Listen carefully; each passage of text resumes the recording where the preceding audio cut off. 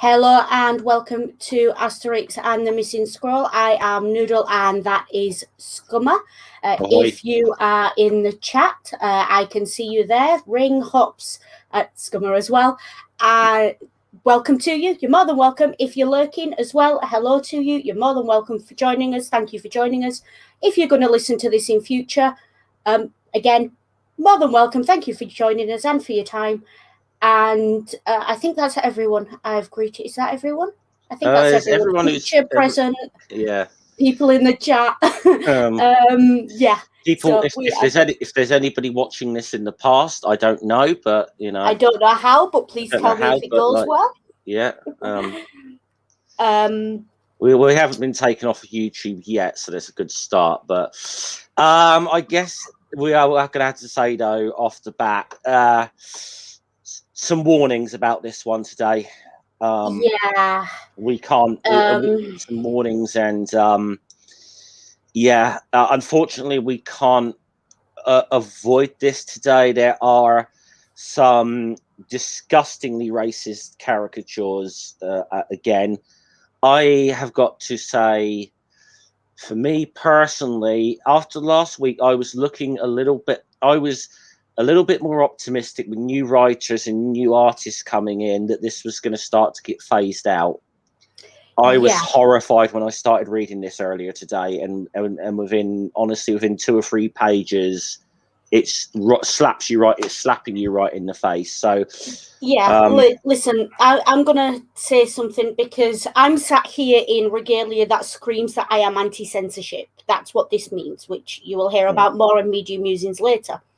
Plug for Ring there. You're welcome, Spousey. But A, this is children's media. B, this has gone on for so long it cannot be excused.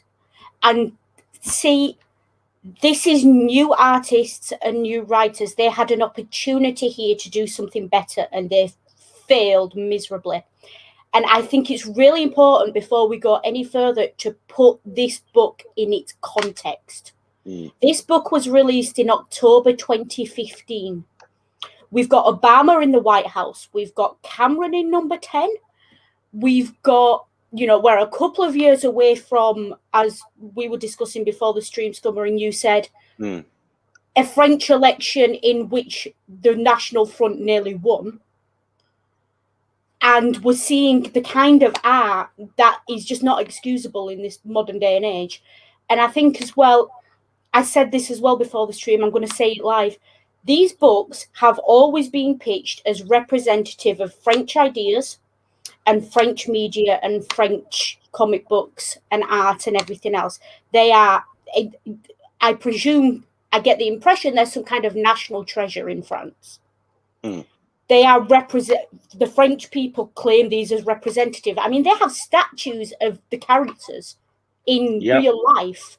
They're not disavowing any part of this.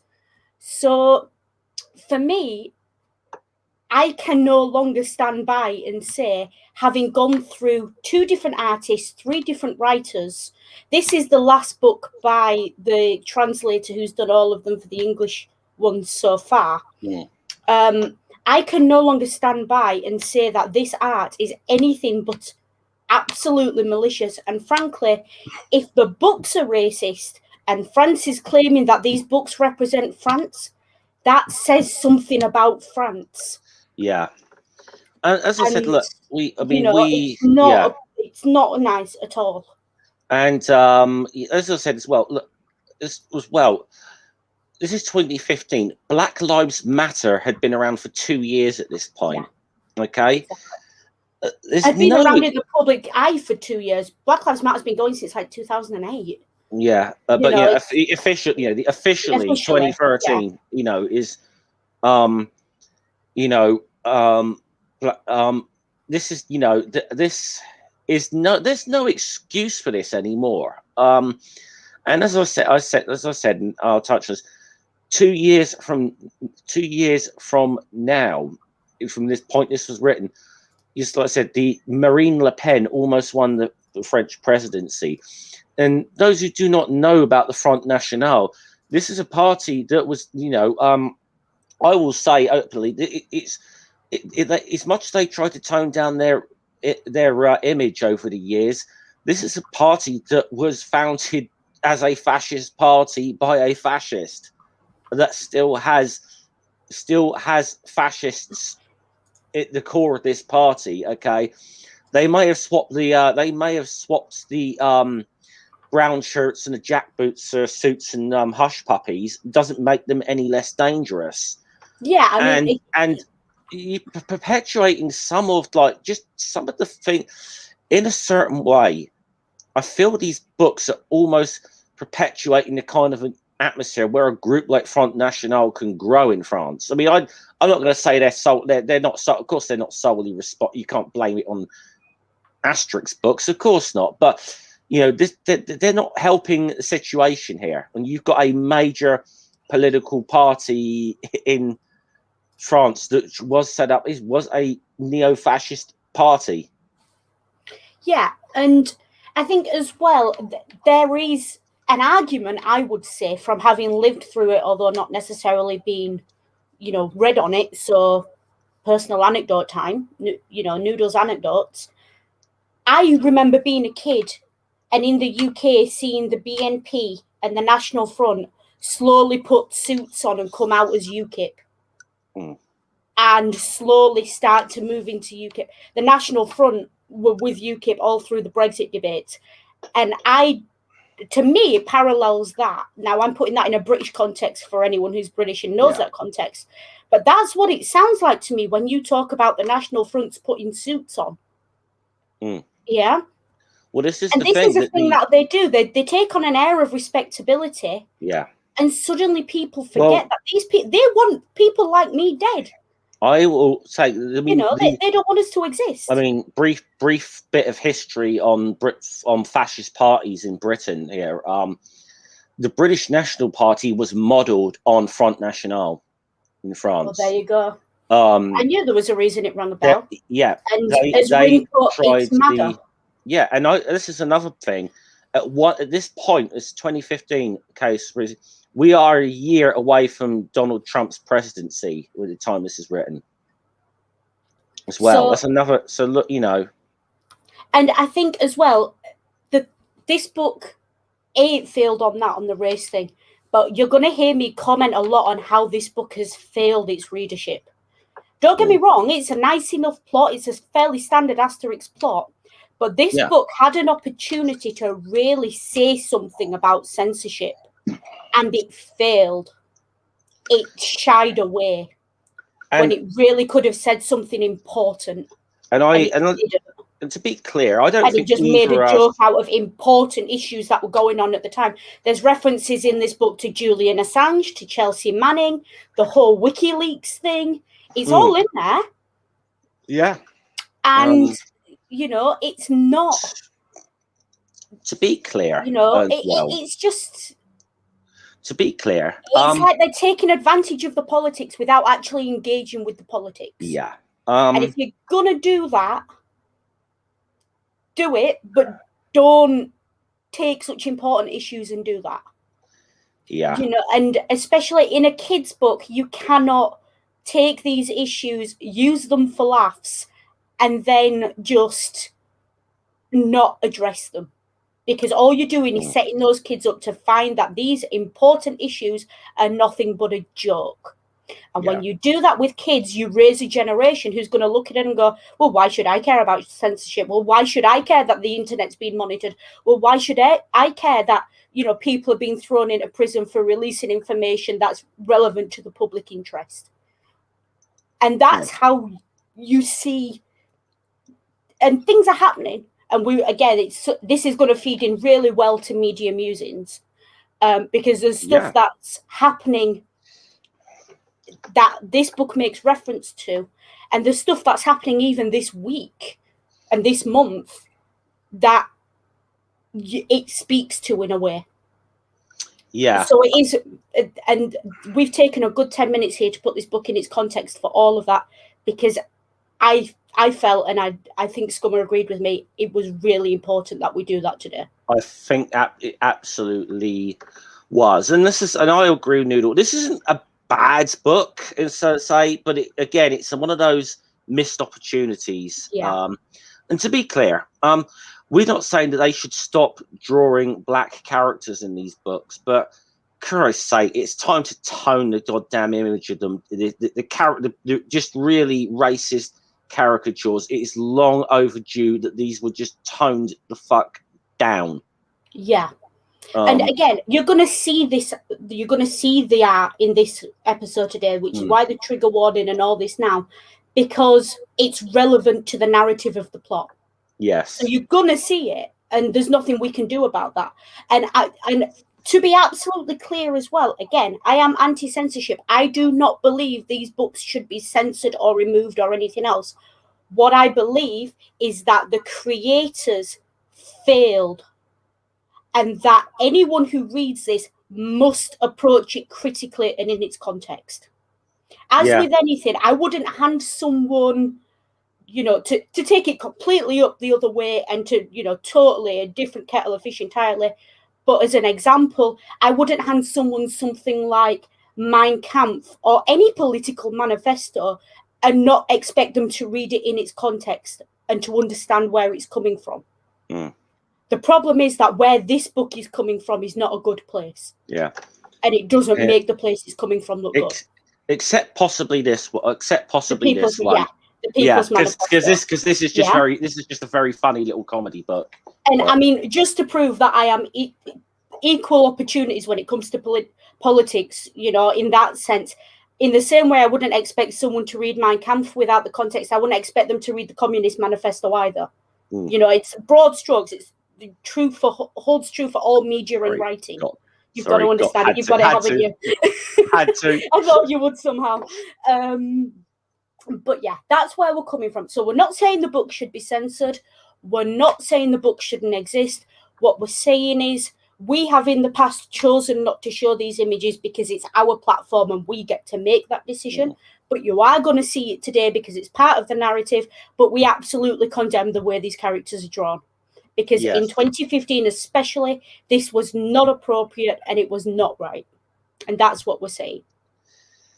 Yeah, so... Can we be any clearer than that? Do we need to clarify anything else before we proceed?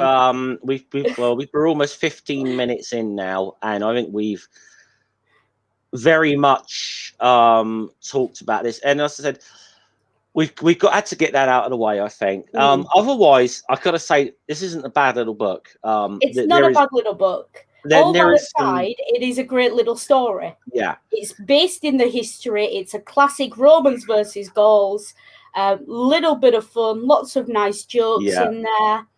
It is literally just the racist heart that lets this one down, and the fact that it's there. And we haven't done a good 15 minutes on that since Asterix and the Gladiators, so I think we were due one anyway, to be fair. But other than that, which I'm going to take as read from here on in until we get there, and I'll just warn you that it's coming up, is, this is a great little book. It's a great story. And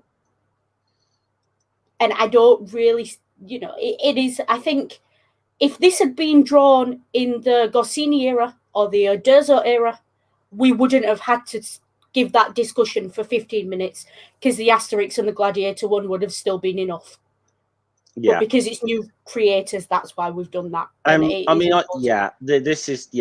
was important. Why I felt we needed to address that, and and that's not to say that we're giving Goscinny or Uderzo a pass on it, but you kind of, like you said, it got to a certain point with Uderzo where he's like he's like your old racist uncle. You're never going to change him. He's set in his ways.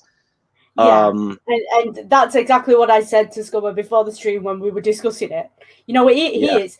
Uderzo, at the point we got to a couple of weeks ago, it was, it's the old racist uncle, just shove him in a corner and ignore him and warn anyone who goes by that he's, just don't talk to him, don't deal. So, should we... this is, as is. So, should we jump into the story then? I guess a bit of a change from what we're used to. Yeah, it's starting very much in Rome, this one. Yeah, very Rome-centric story. And although I will say, absolutely love the splash page. Again, the animals are fantastic. So whoever's drawing this, hats off to you again for the pigeons there. But I mean, the architecture and stuff behind it's not to be sniffed at either, is it? No, it's not. I mean, clearly it's a competent artist. Yeah, I mean, I don't know if we've seen anything of like landscapes of the quality that Uderzo used to draw, but we've seen there's some good stuff in here. I think we can reasonably say. I'm going to say not a Uderzo flex, but close. Yeah. It's not bad at all. So it's getting there, you know. So we're starting at Caesar's palace in Rome here, and he's commentaries on the war with the Gauls. Now there's a snappy title, oh Caesar. Yeah, a runaway success, and his advisor and publishers presumably saying this. We're going to get to know this character reasonably well, I think. The eloquent libellus blockbusters. Libellus blockbusters. I wonder if he writes for the Mirror or the Mail. Sounds like it. Sounds the type. No one sue me, please. What's wrong with this with my manuscript? And it's like this bit here, and it's this bit says defeats at the hands of the indomitable Gauls of Armorica. And Caesar's like, yes, I know, by Jupiter. But sad to say, these are the historical facts. Now, obviously, what is being written here? What is being written here is Caesar's Gallic Wars. Yeah. Which I will say, because that panel gives Caesar a bit more credit than he's due, I think. For the character in the book, it works. But the Gallic Wars are absolutely 1,000%. You can tell I'm a historian and not a mathematician. Absolutely 1,000% pure propaganda. You can glean the facts of events from them, but take it with a pinch of salt. If you're reading the Gallic Wars to get an idea of what Caesar was doing, take it in the same way you take a Fox News report. Like, you can watch it and get an idea of what they think is important and generally what went on, but don't rely on it for details and don't rely on it to give you an overarching idea of what happened. This is very much Caesar. I mean, this is very much Caesar hyping himself up. If the Gallic Wars, and if the Gauls are hyped up at all, and they're like Vercingetorix was, obviously hyped up to be a worthy adversary and so on. Yeah, that's because if they're hyped up, it's because it makes Caesar's victory that more impressive. Yeah, it's done very. It's quite a clever piece of propaganda, really. It is, yeah, because you have Vercingetorix. It was done with Boudicca as well. The Romans, they built her up to be far more than she was. She was essentially just a ragtag tribal queen with 24 blokes, basically being a thorn in their side for a bit. She wasn't. She fought back and all power to her, but she wasn't quite the warrior queen on. Dressed in furs and riding into battle like something out of Game of Thrones season finale. That wasn't who Boudicca was. And this is what the Romans do this consistently. They've done it. They did it with Hannibal. And I mean Hannibal going over the mountains, not Hannibal the TV chef, don't at me. Or the leader of the A-team. Yeah. They did it. They do it with all their big adversaries. They even, to an extent, did it with Cleopatra. They made her out to be this, conniving, powerful woman. They did it, and they do it to each other as well. So by the time Octavian comes into power after Caesar, Mark Antony has got this entire mythos around him that he's this. They're just really good, and they will always big up their enemies, because if I big up my enemy but I beat my enemy, that means I'm bigger than they were. That's basically what that boils down to. It's basic. I mean, it's a basic sort of thing even today, when you hyping up a sports event or something, you know, like let's take like a good boxing match or a second. You're gonna even if this is an opponent who is, let's say, I don't know, let's take say Anthony Joshua as an example, and they get him in to fight someone. You know, they can't build someone up as a nobody who's got they can't build an opponent up as a nobody who's got no chance against him, even if in reality that's the case. Yeah, it's Ali. What was the Ali upset? The Muhammad Ali upset. Oh, and that's famous because he was coming out of no. Is it Jenkins? Leon Spinks. Spinks. Leon Spinks. Yeah. Where did Jenkins come from? Yeah, Spinks. The Leon Spinks upset was massive because he was a nobody, but that's rare. And the thing is, to give you an idea again, Buster Douglas and Mike Tyson, even bigger example. Yeah, exactly. To give you an example again, to bring it bang up to date and in context, it's like when Trump would talk about how big his crowds were, because if his crowds are big, he's big. Yeah. And if his enemies are all watching him, that's why he made such a big deal out of demonizing the press and everything else, and everyone's against him, because I'm better than them and I beat them no matter how hard they try. Yeah. And it's that same self-aggrandizing attitude, and politicians don't change. And just 2,000 years of politicians do not change. I will just say though, that is about where the comparisons with Julius Caesar and Donald Trump end. Oh yeah, absolutely. That's where they end. The ego is where they end, and that's just something all politicians share, except maybe one or two notable examples in history. Yeah, I mean. Because I mean, Caesar was as much as you could be at that time for who he was. Caesar was a skilled politician, and obviously was a great military leader that did expand the Roman Empire. Caesar did not have bone spurs. Let's put it that way. But we don't know if Caesar's hands were bigger than Trump's or not. But I think it's a fair. It's a fair guess. I mean. To be fair, I've got plants that have got hands that were bigger than Trump's, so yeah.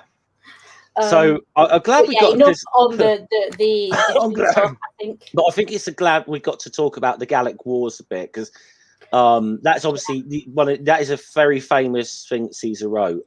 Yeah, and the thing is, if you study the classics or you study Latin, you will have read an extract of the Gallic Wars somewhere. You will have heard about it, and you will have probably heard. You will have probably read the follow-up as well, which we'll get to. So his publisher here is suggesting that he cuts this particular chapter, and he said, "You want Caesar to be economical with the truth?" He's like, "No. Yeah, I like this. Dear me, you are suggesting you draw a modest veil over that chapter of history. History is not modest. History is like, I'm not, you know what? I'm going to say it outright. I am going to slut shame history. Okay? We don't slut shame, but history is a slut. There's a lot of stuff going on in history, and you shouldn't draw a veil across it. You should look at it and really see it. And a history will probably enjoy that you do that as well. Yeah, I mean, I'm not slut shaming, but history is a bit of a slut. I mean, there is this analogy. There is a little bit of truth in that old adage of history being written by the winners, or I think possibly an even better way of saying this is that history is taught by the winners as well. That should say, like, let's put as an example here, and I was learning about the British Empire in school. Obviously, a lot of the bad bits don't get mentioned. Nothing was said about like the wars the British had in New Zealand with the Maori. In fact, that the Maori, even though the British eventually won, the Maoris kicked their ass a number of times. Absolutely kicked the British Army's ass. The only one I think that they couldn't totally whitewash out of colonial history was the Battle of San Luana. But what they did instead was they absolutely hyped up the what was a total skirmish. It was what was a little skirmish in comparison called Rorke's Drift, which happened the next day, or on the same day even as the San Luana. So that was, you know, I mean, that was hyped up at the time to be this really big, important victory. And really, in the grand scheme of things, Rorke's Drift was not a, you know, not a crucial, decisive battle. It was a skirmish. But that's the thing that's mythicized in films like Zulu and. Yeah, it's like, again, if you again, I like to make comparisons to other historical things mainly for the Americans in the audience, or, you know, put it into a context people might be more familiar with. It's a bit like taking certain battles. There's undergrad. He's he being a what shall we say with this? Damn it, Jim. Yes, I'm a historian, so we're going to have this conversation. It's a bit like. There is a pattern. There is a group of writers who wrote about the Vietnam War who are distinctly right-wing and who like to argue that in Vietnam, America won because they won every battle. Don't mean shit. Now, the problem is the battle don't mean shit. Okay, there were like 3 battles in the whole of Vietnam because it was guerrilla warfare, which makes the battles about as relevant as what some random lieutenant had in his flask. No one cares. There's actually what the outcome was. No, I don't know if this is the same about Afghanistan. To be fair, I'm going to say this. There's an anecdote. I do not know how historically true this is, but there is this anecdote that when the actual peace agreement, whatever, was signed between North Vietnam and the United States, and that there was a US officer who said something to them along the lines, you know, you never actually beat us on the field, and the response was, that's true, but it's also irrelevant. Yeah. Now I don't know whether those words were actually spoken. It's one of those sort of it's one of those little stories that's yeah. It's one of those things, and it feels a little bit like laconic wit, doesn't it? It feels a little bit like the Spartan if. Yeah. I don't know if it's true. I have also heard that story, but as with most things, you take it with a grain of salt. My only source for this is the History Channel. So there we go. That's, I've got to be honest with you. That's the only source I could find. But that I've not that I've really burrowed into that for a deep dive, but that's the only source I'm aware of where that story's been told. And let's be honest, most of what has been on the History Channel over the last 15 years is not something I'm going to take too seriously. Yeah. I mean, I did an entire module on the Vietnam War at undergrad and really enjoyed it, did my dissertation on it, and that story didn't come up as part of my studies. So I can only presume it's a bit of sort of urban legend going on. Although if anyone has any sources that proves it, by all means hit me up. I always want to hear things like that because they're the fun parts of history. And as Ring put it, yes, laughs in Battle of Kadesh. Did I pronounce that right, Kadesh? I think I pronounced that right. I think so, yeah. Right, I think we're... be better. I just realised we're on the first page and we're like half an hour into this stream. So we now establish as well the Gauls are illiterate, so they won't object. Yeah. So Caesar's I could kind go of on another rant, but we're half an hour in, so I'm going to hold my tongue. Caesar's quite tempted. Just trigger warnings now, okay? Yes, coming up on the next page. From here on out, you will see what we mean. So Caesar says, so be it, cut that chapter, but I'm warning you, if this gets out, you'll be advising the lions in the circus. Classic Caesar trope, threatening people with the circus if they screw up. That is a classic thing with Caesar in these books, is it's generally you'll be going to the lions if you screw up. Yeah. So right, and now, as I said, I am going to show it. I do not condone this. Not at all. So we got. I also do not condone the characterizations of mute Numidian scribes. First of all, in ancient Rome, most scribes would have likely been Greek and Greek slaves. And making the slaves have to be Numidian just doesn't sit right with me, especially in the context this book was released in. But this is what we're dealing with, and this is why I mean they're totally failed. Because you can see the racist tropes in the artwork are still there. Just for reference, historical reference, if people don't know where Numidia was, would be modern day Tunisia and Libya. Would be where Numidia is. They wouldn't have even looked like that. No. Honestly, if Tunisia is North Africa. I went to Tunisia, and after 2 days in the sun, I looked like a local.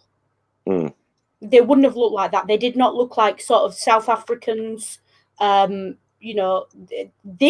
are clearly, and I hate to say it, but they're more based on people who are from sort of Nigeria, further south in Africa, who've got that darker skin and the particular deep features. But these are quite clearly a nasty racist caricature, and we have discussed it in the past as well. How that it's so important that we educate our kids that this is not acceptable, because I know kids, and I know people who are not that much younger than me who looked at this artwork and didn't realize it was racist, and just thought it was like a clown design, and didn't realize the history of it. So it's so important to educate people about that as well. Exactly. And unfortunately, we have to show it. Yeah, unfortunately, it is also relevant to the plot, so we've got to show this as well. This comment from Ring is also relevant. Tunisia is a former French colony. You can still get by on holiday if you speak French in Tunisia. Tunisia, Algeria as well. So, I mean, France had some colonies. And I don't think that is an accident. And at this point, I'm not willing to give the benefit. I'm just gonna stay quiet, because I could go into a whole tirade about what the French did in Algeria not long before they left. So I'll just say, great. It's a great old movie called The Battle of Algiers that people need to watch. That is very good. Yeah. So we are talking, though, just for your reference, sort of North Africa. So not people who look like this by any stretch. No. And certainly I don't think there's any human beings who look like that. No. And that it would be justified to draw them like that. That's my so they're all so they're all being described as mute, which is ridiculous in itself. Because again, it's the silencing of these characters. Yeah, and it's the protests fall on deaf ears. I don't even find that a funny pun. I don't find that funny, particularly in the context of BLM kicking off at the time. Yeah, I don't find that comment funny at all. Now, so basically they're being told to omit this particular chapter about about the ghouls from our village, but one of them escapes with a copy of that particular chapter and sneaks out of the palace and so on. I mean, it really annoys me, because this character for me is the hero of this story, and yet he's never given a voice. He's the one who gets the story out there. Yeah. And it's a bit French resistance-y, the way he does it. Yeah. Which the fact that I've compared it to kind of the French resistance makes it even more annoying that this is a French comic. Yeah. So anyway, I hope So he gets past listen very carefully. We shall say this only once. Yeah. I'm sorry, I had to. When you said French resistance, I had to. Yeah, listen very carefully. I shall say this only once. Hello. So you got these these equivalent of newspapers that are out here. Yeah. So this is your book release and your subsequent. This is your Times bestseller list. So you get your excerpts from a popular book or whatever that are printed in a newspaper. Yeah, I mean, even you've got the Times, you've got the Telegraph. So it's not subtle, and I this joke is funny. this particular panel is funny to me. This amuses me so much because it's bestsellers lists and it's just fun. So it's a huge hit. All of Rome agrees. To be fair, there would not have been newspapers in ancient Rome, just to put that out there. There would have been people going out and sort of declaring it in the streets.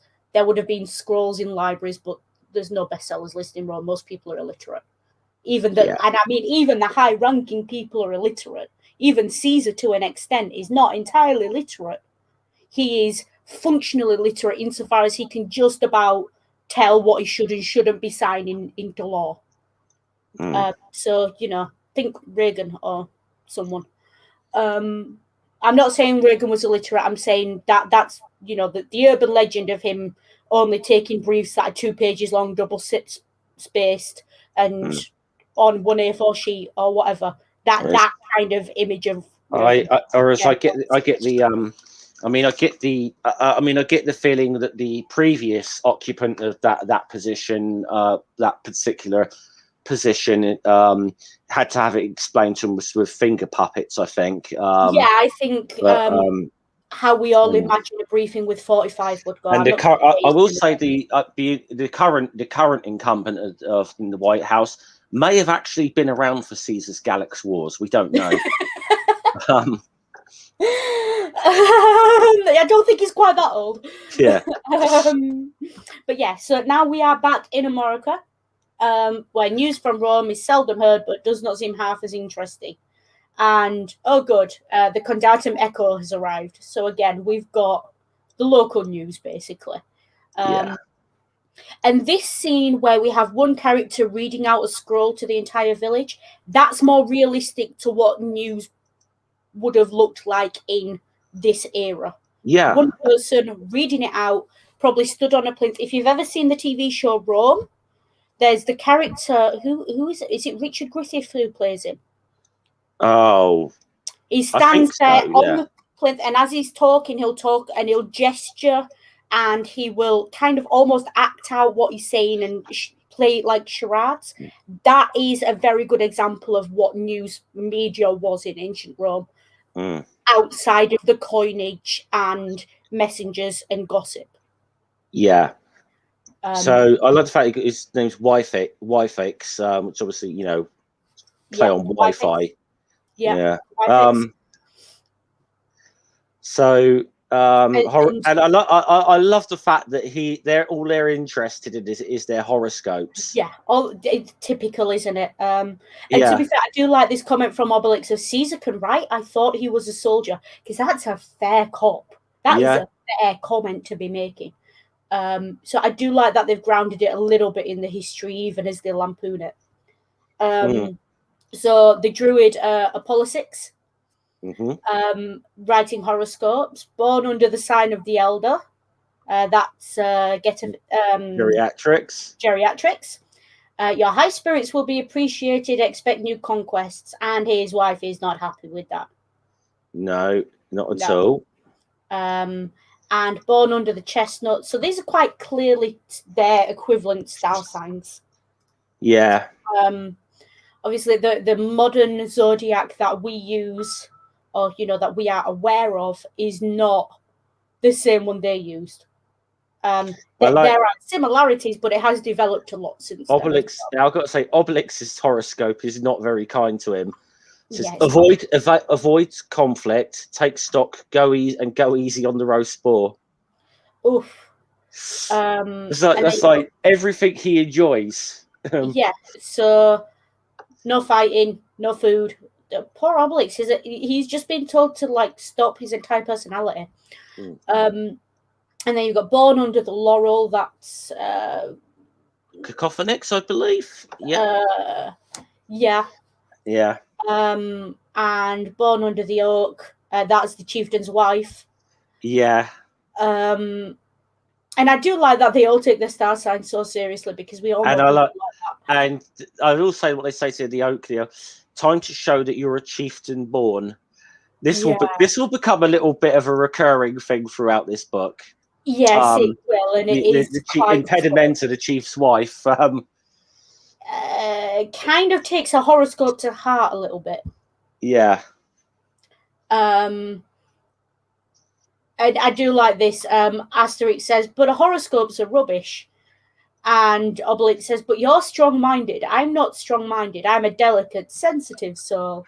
It's just like, really? Really, Obelix? we get what he means. He has got a different character to Asterix.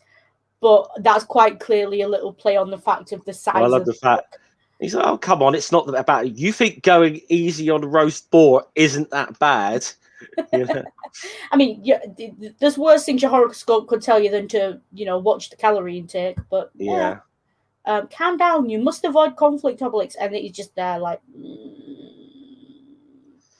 Yeah.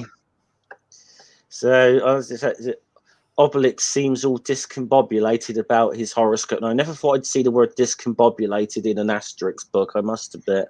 I have to admit, I didn't know the word until I was about 17. Yeah. So that's a pretty advanced word for a kid's book. Yeah. But it's a fun word too. I always like saying it, discombobulated. I feel a bit like Rowan Atkinson when I say it, discombobulated. Bob. And that's with all affection for Rowan Atkinson. Love the guy to death. Love his work. So strange as it may seem, people often do believe the written word. And this is just a great comment. This is just a great comment of what goes on here and the way they discuss the difference between oral and written accounts of things. Yeah, is just fantastic. It's such a great lampshade. And such a great irony and satire that goes on later on. So meanwhile, Blockbusters is giving a cocktail orgy to celebrate the publication of Caesar's War with the Gauls. And we're having a good thing there.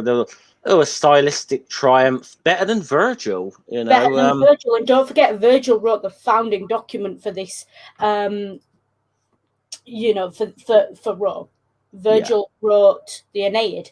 Although the Aeneid dates until after this, because the Aeneid was actually commissioned by Augustus.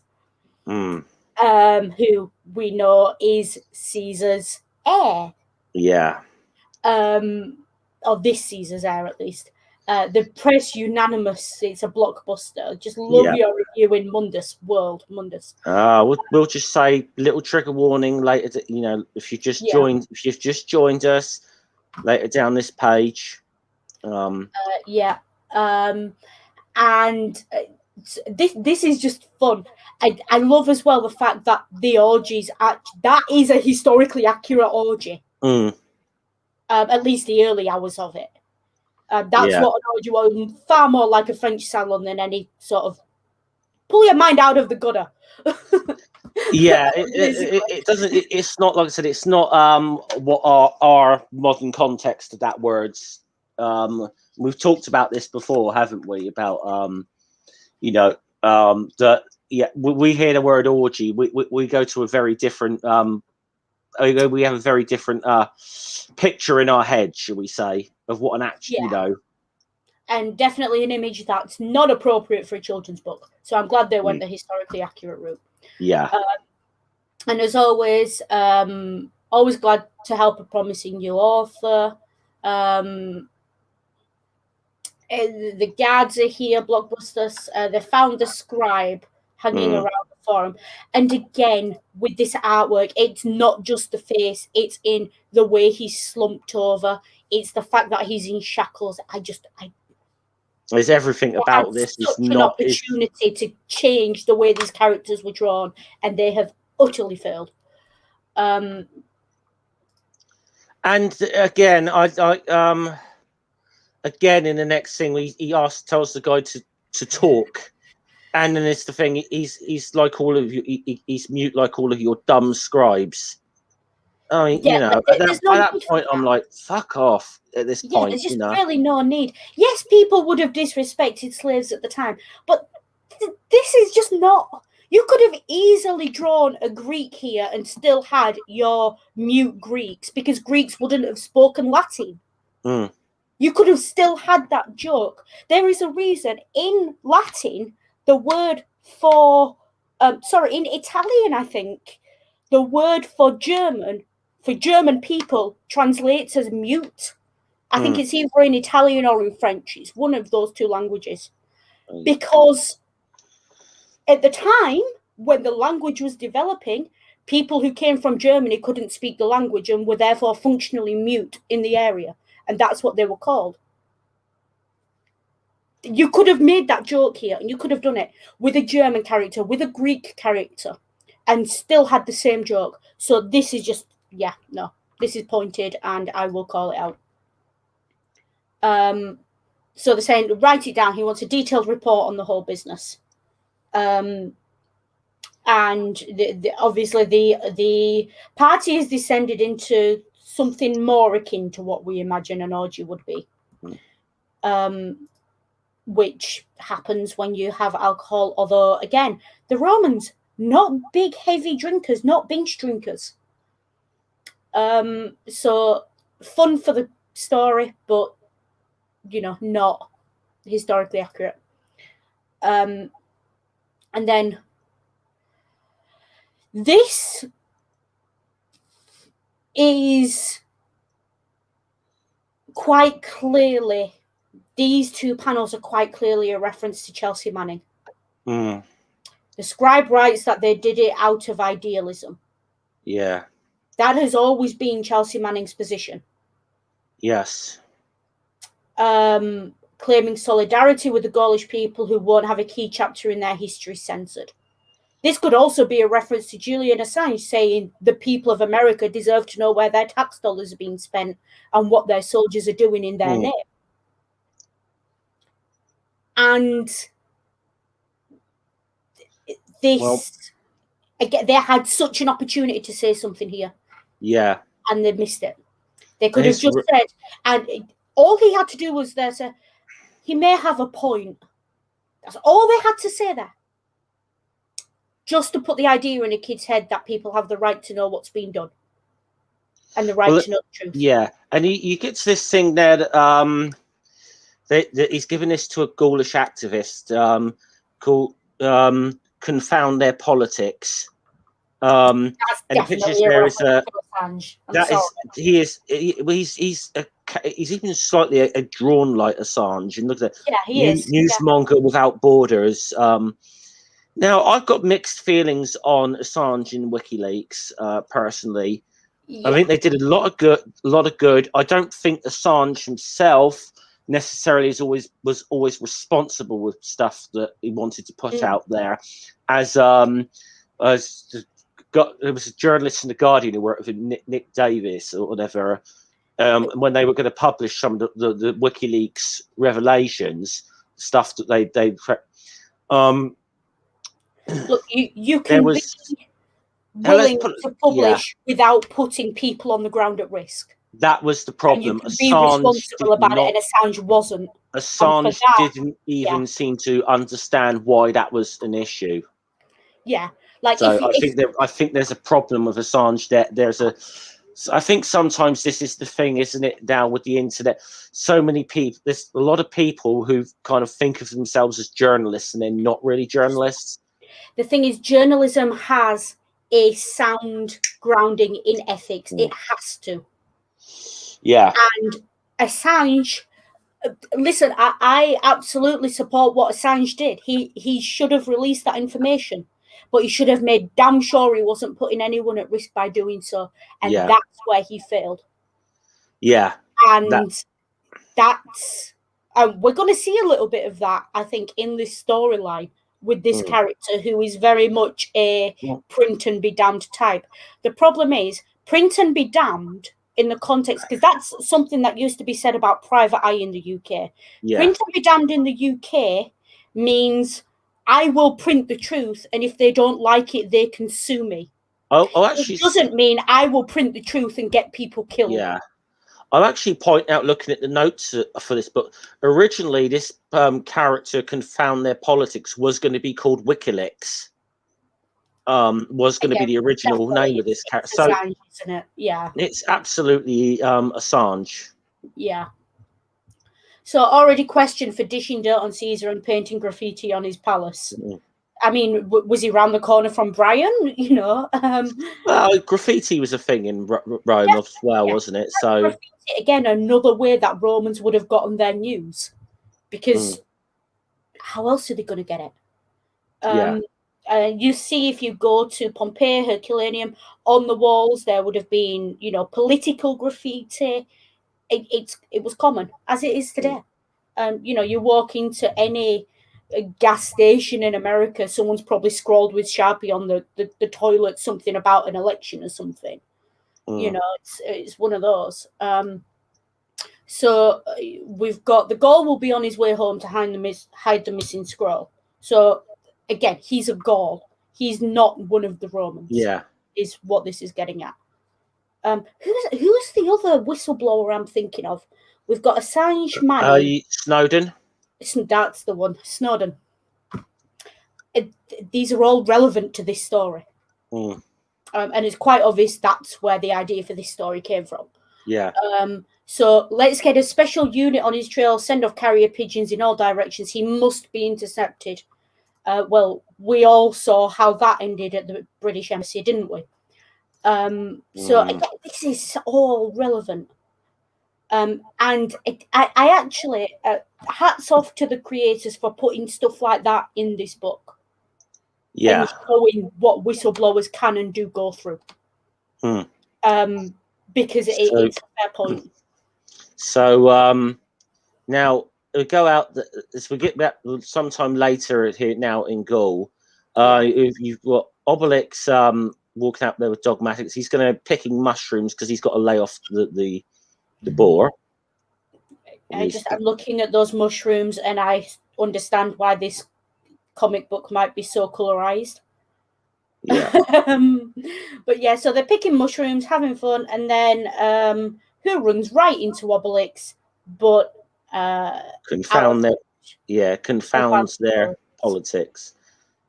AKA Julian Assange. Yeah, aka Julian Assange, even down to like the blonde with hair there. And Obelix, you know, you're not in any danger, I have to avoid conflict. They all say that, which I just love how at this point Obelix really has become such a myth and legend in his own right that Romans just run from him. It must be so annoying for him. I love this. An indomitable Gaul. Are you Asterix, the cunning warrior? And I love this. No, I'm his inseparable friend Obelix, and I like wild boar, but I have to go easy on him. That Obelix is so down in the dumps about this. Yeah, he's down, isn't it? And he calls him confound their politics. Calls himself a newsmonger, and he has a document to make the empire tremble. The missing scroll from Caesar's new book. Yeah. And Obelix wants to know, does he always carry a snack? And no, those are pigeons. And again, just the way Dogmatics is drawn is just adorable. Yeah. And you haven't seen me kill over in a way there, I mean, they're sort of like the fact that he's using carrier pigeons or whatever, which, you know, so in a way, this is kind of like this character using the most modern methods available to time to get his information out. Whereas, you know, Assange would have obviously used the internet. I'm going to say it as well. The carrier pigeons is definitely a reference to Twitter. Yeah. I'm going to say it. That's what that sounds like. Yeah. And you'll see the way they use later on why I say that. Fun fact. Do you know, fun fact about WikiLeaks, do you know that's the place where Kent Hovine's doctoral thesis is published? Well, who else would publish it? It gives you an idea. As I said, Kent Hovind is the only doctor I know of whose doctoral thesis is posted on WikiLeaks. That's obviously not by himself. Yeah, obviously. This is the infamous "Hello, my name is Kent Hovind." Yeah. That's just how his doctoral thesis begins. So, again, who is the artist who does this one? Because Didier Conrad, I think his name is. Didier Conrad. Like, I don't like the way you draw humans, quite clearly, or at least not what you call Numidians. But your animals, I just wow! Like the detail on the pigeons and and the dog, and I just, like this guy clearly, if a Derzoflex was the landscape, the Didier Flex is definitely the animals. Yeah, and then the panel underneath it is the chicken there as well. Yeah. So here he is. He's got Caesar scrolls, and how dare you? And then we come back to the drama the horoscope caused. Yeah. The fishmonger doesn't believe in the stars. And everyone's arguing about their horoscopes here. My horoscope told me to give my inspiration full rein. So did mine. So did mine, smack. Oh. According to my horoscope, I'm a chief, so there. Yeah. I was born under the quiche, and I can kints, and I can make you wince, you know. And they're heading off now to see the chief. I said a chapter, did you say? This is a massive scroll. Yeah, I will point out as well, this is how scrolls would have been written in ancient Rome. Yeah. This is what a book would have looked like, a chapter of a book. That's how it was stored and written. So please excuse the engines in my background. I apologize. So this guy, you know, carries around pigeons uneaten, and he's a newsmonger. Obelix is gossiping. And a scribe on the run gave it to him while newsmongering. And again, you don't really get any more on the nose than that comment. You know, someone who was supposed to keep silent about what they were seeing and doing gave him this information, and he's decided, it's not even funny. And he's saying, look at the index. The chapter's about you. And I do like this one, as most of these are titles of the books. Yeah. Caesar's Banquet, Chieftain's Shield, Iberian Hostage. So there's these are shall we say mansions of the gods, of course. So these are all little bit of references to Asterix books. Nice bit of meta there.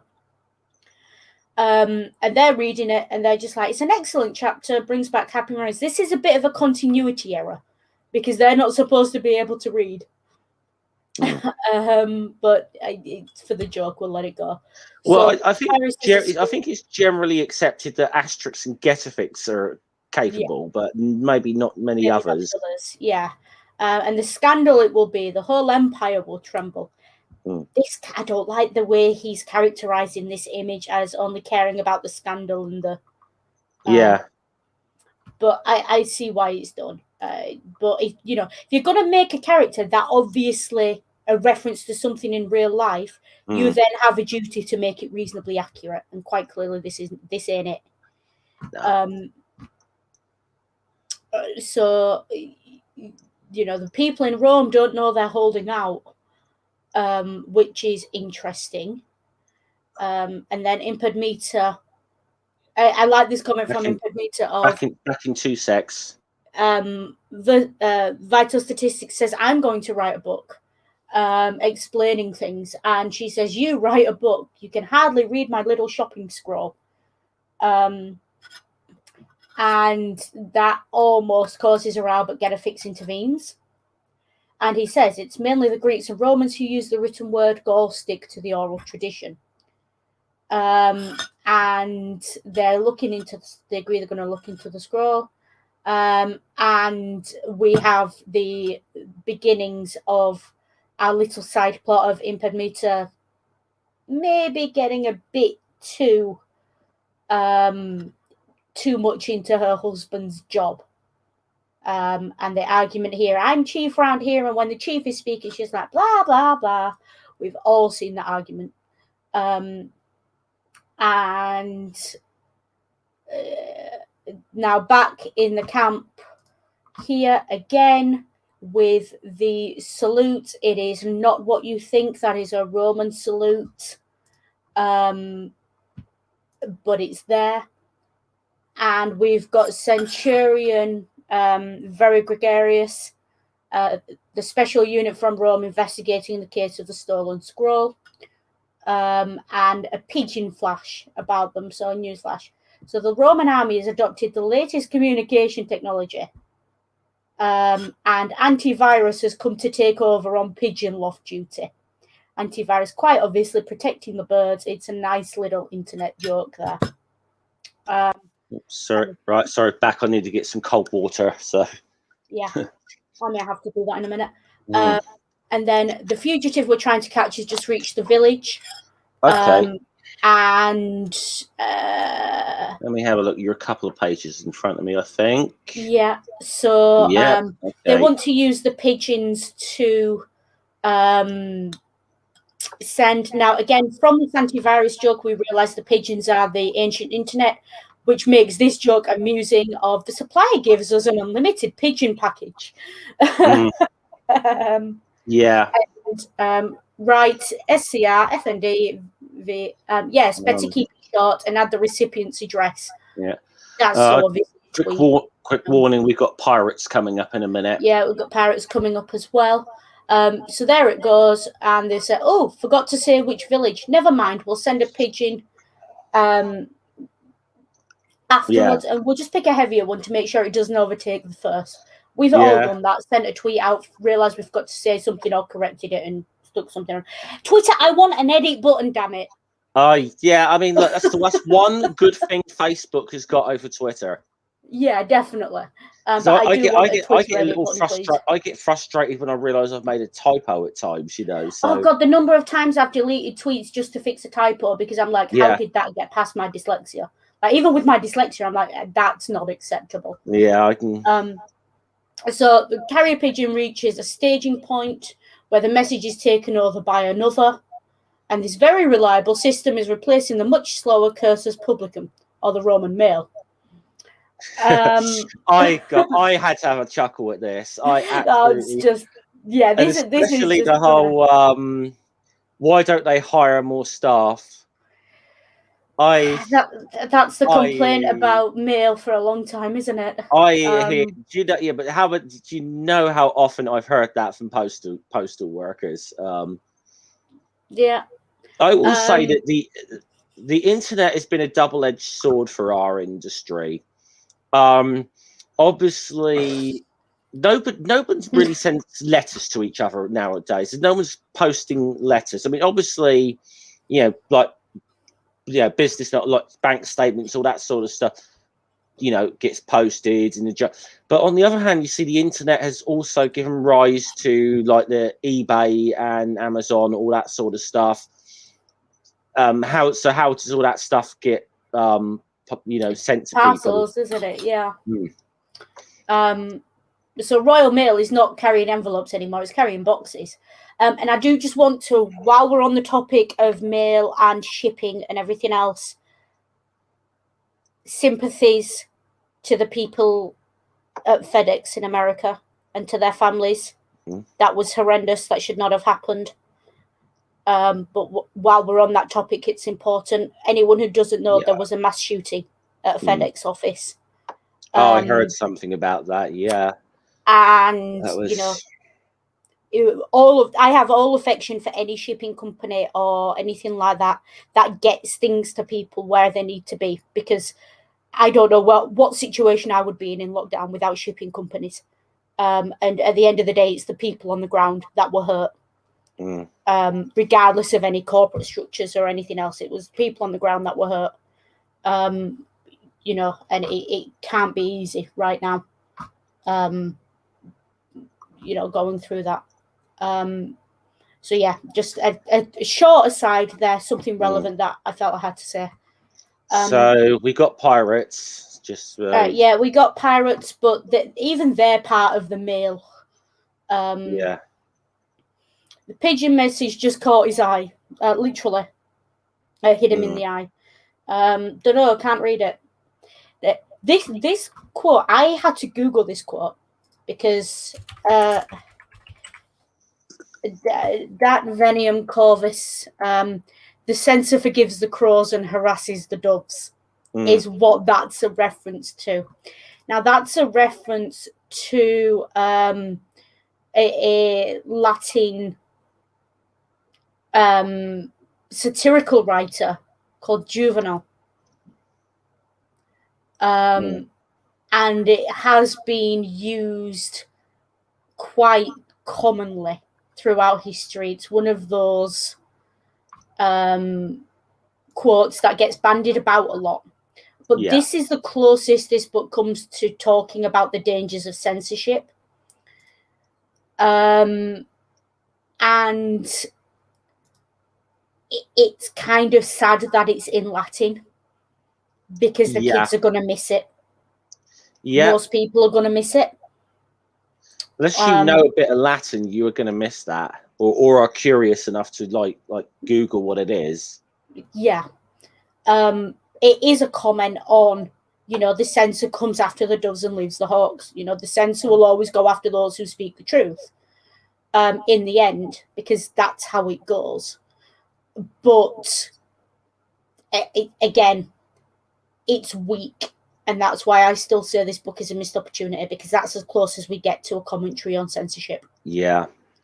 Pity. Big pity. Yeah. So there's Asterix and Obelix are put the journalist up for the night. And Geriatrix is dreaming of new conquests. Impedimenta is henpecking the vital statistics again, giving that newsmonger a fine idea of us, aren't you? Didn't we call a truce? So it brings us a scroll shaped fit to shake the Roman Empire, and you couldn't care less. So she's recognized the importance of what this is. And she's, again, I do like in this way, Impedimenta is very savvy. She knows what she's dealing with. And she kind of henpecks vital statistics into this. Do you want to share your screen so you can keep going? Because I need to go grab a drink. Okay, just give me a second. Okay, share screen. When Kindle. Okay. Is it there? Yeah. That's my one now, is it? Okay. Yeah, that's your one now. Cool. Okay. So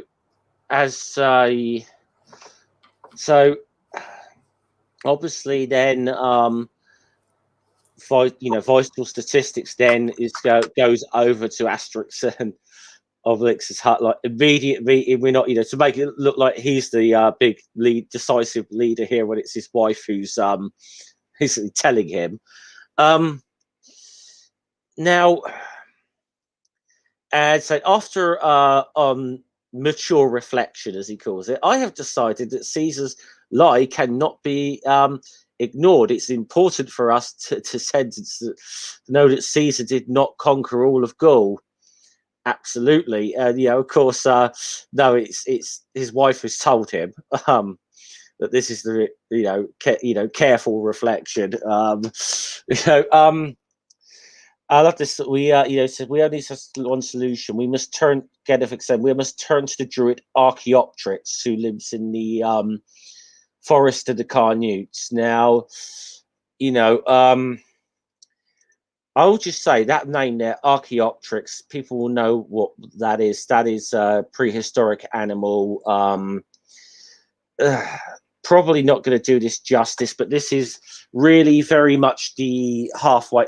This is Archaeopteryx is effectively the transitional species that was found that kind of vindicated Darwin, shall we say? And it's still Archaeopteryx is still a trigger word for young Earth creationists to this day. So I kind of like that name, just because I kind of like they've called a character Archaeopteryx, just because it will trigger young Earth creationists. So now he's a secret guardian of knowledge that will engrave what the scroll says on his memory, so that it can be passed on as oral traditions, as our tradition requires, by word of mouth from druid to druid. So that they're going to preserve the story, their story, and this missing part of Caesar's to the oral tradition. So it will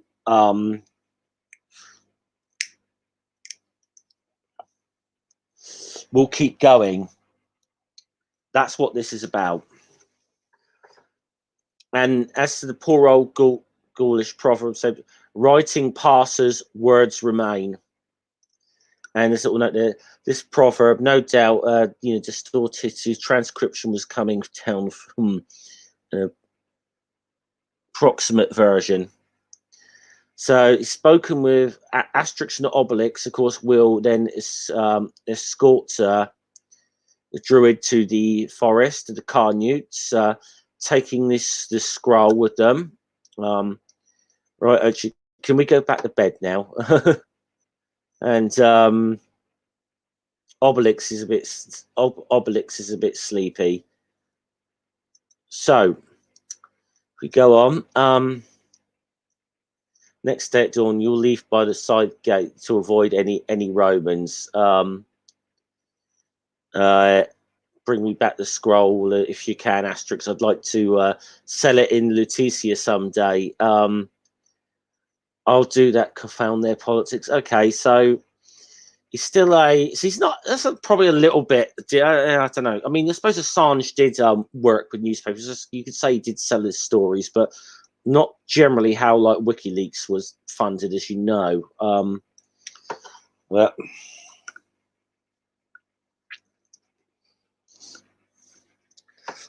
now, so they're on their way out. Got to watch for the Romans. Geriatrix tries to go with them, but he's dragged back by his wife. Like, what about my new conquests? Now, so now, my young friend, why don't we have a little talk about that idea of the war with Caesar by vital statistics? So he's talking about maybe he needs to publish his own version, sort of thing. So they head off to you have the Asterix, Obelix, and Getafix heading off to the forest of the Carnutes. This has been referenced in books before, like the Forest of the Carnutes, as being a sort of sacred place where the druids tend to meet. I think it was Asterix and the Goths, I think, one of the very early books. It was referenced. Now you see they're on their way there, but you see there's a Roman spying on them in the tree. Decides that he's going to. They're on the move. He needs to go and report what's going on here. And there's more Romans in the tree. We must send a report. Another one falls. So. Well, you've got those. So you've got those two. You let those pigeons get away by Mercury. So the Romans have lost their their carrier pigeons, and Asterix spots them. Say, "Hey, Roman pigeon, we're being spied on."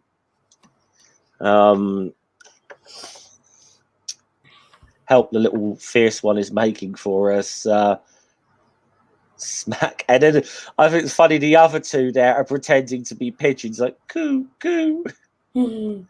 Yeah, right. No, that one's fun. Oh, this fight isn't your poor Obelix feels because he's still got to avoid conflict here. He just feels like so put out that he's missing this. Yeah, definitely. And then we even dogmatics I like here. Coof. Yeah. Which is just adorable. I love it. How can you tell they're Roman pigeons, Asterix? Well, they're all grey and they're flying formation. Which is just a great joke. That is a very good joke. Oh yeah, there are some good little jokes in there. I mean, I loved a bit just a minute ago while you're away of like after Impedimenta choose out vital statistics, the way vital statistics is like on close reflection, I have decided that this after listening to his wife, basically no, it was a close reflection. You got told, Yeah, and the comment from about oral traditions, about spreading things orally like a cold from omelets. I love that one as well. Great one. Wash your hands, wear a mask. Are we back to your screen back now? to my screen. Yeah, cool. Just because mine's a bit wider so people can see a bit better. Yeah. So we now have the Romans know who this is. And I do like that one of the soldiers here is almost in the position of a pigeon, including the nose, and is still saying "coo." That's just an amusing little thing. And so find out if they've taken the scroll, they say, and off they go. And I do like this of they're all setting off in costume. I'm not going to call that camouflage. I refuse to justify calling that camouflage. But he's opted for spruce disguise. And why is that? Well, he's climbed to the top of a tree, and the bird's obviously a little bit confused there. And I like the fact that vital statistics here is still he's still toying with the idea of getting them to write down his own version of his own account of the Gallic Wars, shall we say? Yeah. So and the soldier thinks he spotted the scroll. Meanwhile, back in Rome. Now, the reason I say this, if you were going to draw an actual character who was Numidian, you would draw them more like the slave character in this panel. Yeah. Maybe without the nose, but it's a caricature. It's a kid's cartoon. Everyone's got big noses. Yeah, I don't particularly see the nose as an issue. Yeah, I don't. Yeah, the nose is not an issue. It's just that they would be that colour, and you would draw them like that. There's nothing wrong with that drawing. Let's just say a generic Mediterranean character. I mean, they all sort of have big noses in this. I will say maybe if they were drawing a Jewish character, it might be a little bit problematic. Because of certain other caricatures that have been done in the past. For a generic Mediterranean person, someone from Carthage, Rome, France, the south of Spain, all that sort of, the Mediterranean being an inland sea. Anyone who from the area that borders that, Greece, even sort of parts of what would have been the Persian Empire, things like that. That's how you would draw them. That's the kind of skin tone they would have, and that's a perfectly acceptable drawing of a human being.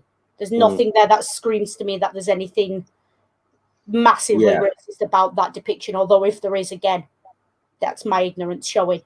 If there is, it's not something I've picked up on. Let's put it that way. It's nothing gapingly obvious there. I mean, to me, you could even say that guy is a Roman who's fallen on hard times, being enslaved, and he's that tanned because he's out in the sun working all day. And you could get away with saying that. You could assume that about this character. Yeah. Now, so first of all, our friend at Blockbusters here finds out that the Gauls have the scroll. And he's panicking now that he wants to, and then it says, "Oh, something else. Caesar wants to see you." He's like, "What? The Caesar?" Yeah. Oh, he is panicking like hell now. Yeah. He thinks he's going to the lions now. He's thinking. Yeah. And we've got this. I do like you must read these backwards. Scroll found in village of indomitable Gauls. Do we remember when Twitter used to be laid out like that?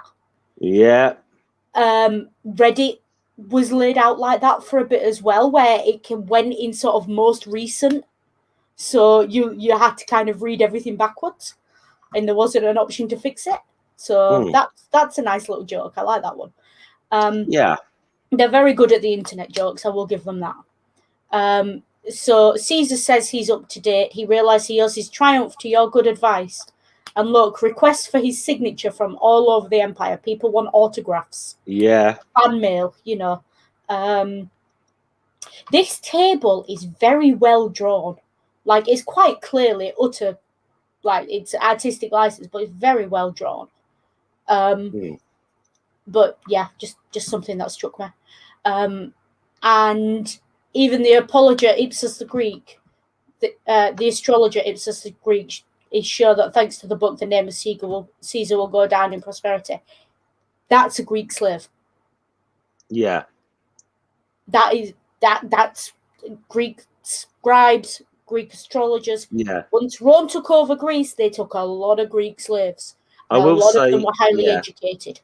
I will say that I will say that it's a little bit almost the stereotype of what we think of a Greek philosopher looking like, in a way. It is a little bit sort of Aristotle with his beard and his that's that going on. To be fair, they were even depicted like that in the Renaissance in art. It's just how they're depicted. So, you know, old white men telling stories. So Caesar's thinking of writing a sequel, War with the Gauls 2. I mean, there are other books by Caesar, but again, the not quite the success of the first. Yeah. So soon afterwards, I do like the name of this. I'm going to say it, the name of this slave, Pride and Prejudice. It just amuses me a little bit. Because he especially now looking at him there, he's got a bit of Mr. Collins about him from the BBC version, the way he's, you know. Yeah. So we're going for a lightning visit to Gaul. And off we go with... I like it, the whole keep it discreet. We must make this look like any other business trip. And then you see the entourage he's got in the next panel. Yeah, so he's got his Twitter following, basically, and his musical girls, and his logistics corps, and his soldiers. And meanwhile, 3 Gauls are within sight of the forest of Carnutes, and Dogmatics is grumpy. Because the Romans are following. Yeah. And Getafix has gone to meet his mentor now, Anachronistics, which I love, is a great name for an old character. I love it. Yeah, I love that. I got a little chuckle out of that one. Yeah. And they start having a little sing along together. The Mistletoe Sprig. Yeah. So off they go. Old friend from Druid College. Yep. I think this is the modular equivalent of saying, this is my friend from university. We graduated together. Yeah. It's kind of that one, isn't it? I'm not going to put the message up that's just appeared in the chat, but hello, Moon. We appreciate you being here. So, yeah, take care. Okay, yeah, good to see you, Moon. Good to see you. It's good to see you. I mean, I do know what some of the stuff that's going on at the moment, but we won't get into that. I don't. It's always good to see someone. It's been a while. It's good to know you're about. Anyway, it's been a while. Yeah, take care of yourself. And I thought we thought Pyrotechnic was on guard duty until the new moon.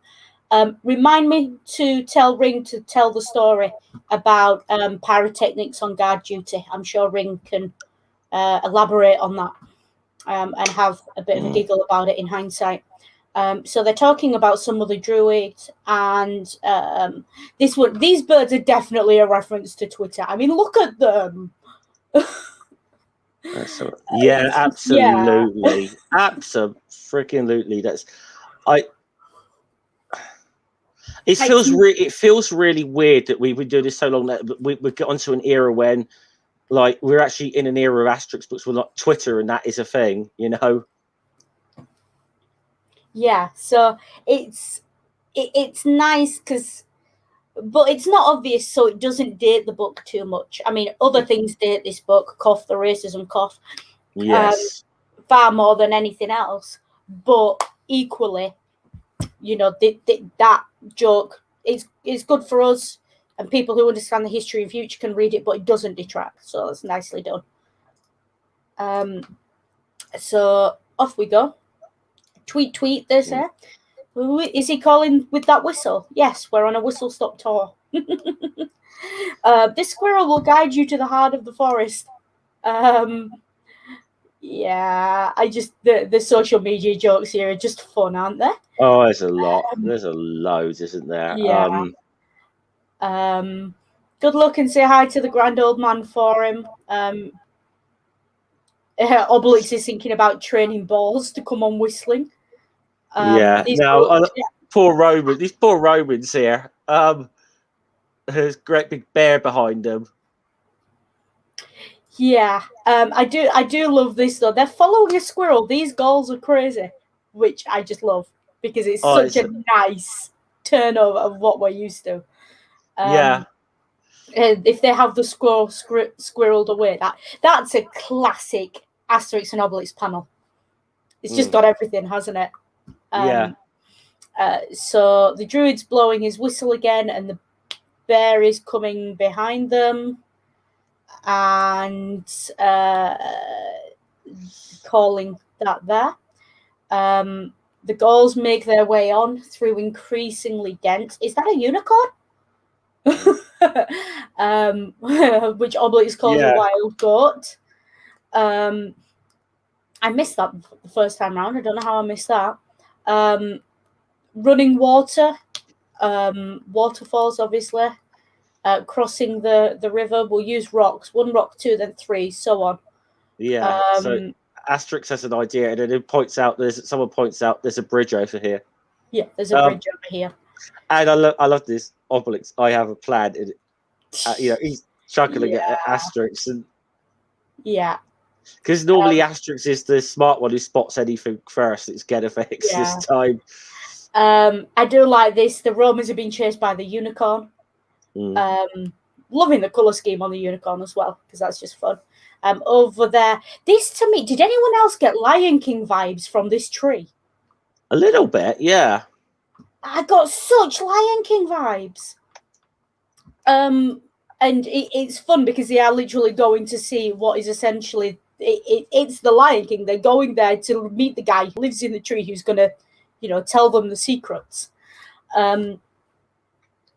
So, and then they're talking about they're going to camp under that dolmen. And Obelix is convinced there's someone out there. And the Romans looking also for somewhere to camp. And poor Obelix still living under the shadow of his horoscope until the dolmen collapses. The Romans are underneath there as well, aren't they? So it's So and now it's been knocked over, so they have to prop it up again. And I do like the way it's drawn, the way it's propped back up. It's rebuild it upside down. And they're still following the squirrel who's saying tweet. And sometime later, back at the Roman camp, the diplomatic envoy now, he's not a publisher, he's a diplomatic envoy. And he doesn't like contact with grass. He's a city slicker, which I just think is hilarious. He's that stereotypical city slicker, isn't he? Yeah. Now we've got more pigeons here. Now I will say we've got now quite why we've got an American bald eagle in France, I don't know. I will say this unnamed falconer. Did you read the notes on this on Wikipedia? I didn't. That is a caricature of Alfred Hitchcock. So this is obviously it's a reference to the birds. A reference to the birds. Yeah. That's a fun little one. I like that. That film scared the bejesus out of me. Yeah, I don't like birds. Vital Statistics is telling his story. And Imped Meter is inserting herself. Yeah, all thanks to the druid's magic potion. Don't forget. Yeah, I do the dictating around here. Yeah, so it's like it's almost like he's doing almost what Caesar's doing here. Yeah, like, I want to comment on the word dictating here because it's interesting and there's a little historical thing. Caesar was elected dictator for life because dictator in Latin means speaker. It's like the speaker of the house, the main speaker,